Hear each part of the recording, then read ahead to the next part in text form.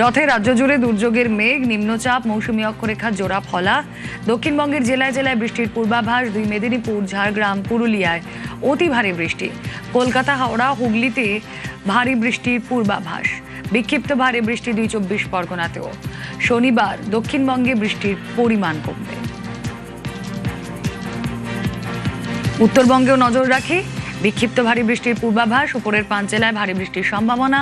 রবিবার বৃষ্টির পরিমাণ আরও বাড়বে, পূর্বাভাস আবহাওয়া দপ্তরের। বঙ্গোপসাগরে নিম্নচাপ আরও ঘনীভূত হচ্ছে। সুস্পষ্ট নিম্নচাপে পরিণত হয়ে সেটি গাঙ্গেয় পশ্চিমবঙ্গ এবং উত্তর ওড়িশা আরও উপকূলের কাছাকাছি চলে আসবে।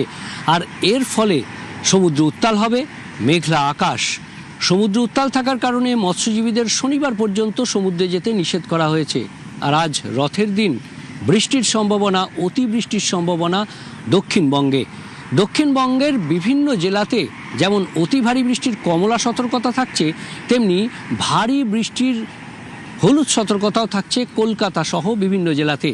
অতিবৃষ্টির কমলা সতর্কতা থাকবে বেশ কয়েকটি জেলাতে। তার মধ্যে যেমন রয়েছে পূর্ব পশ্চিম মেদিনীপুর, তেমনি রয়েছে ঝাড়গ্রাম এবং পুরুলিয়া ও বাঁকুড়া।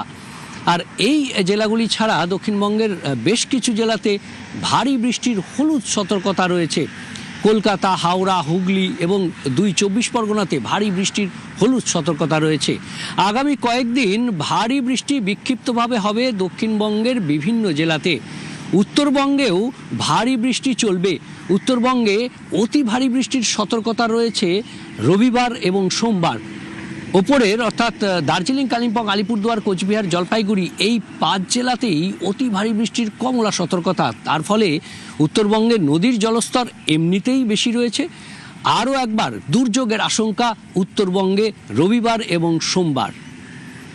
ক্যামেরায় বিপুলের সঙ্গে বিশ্বজিৎ, নিউজ 18।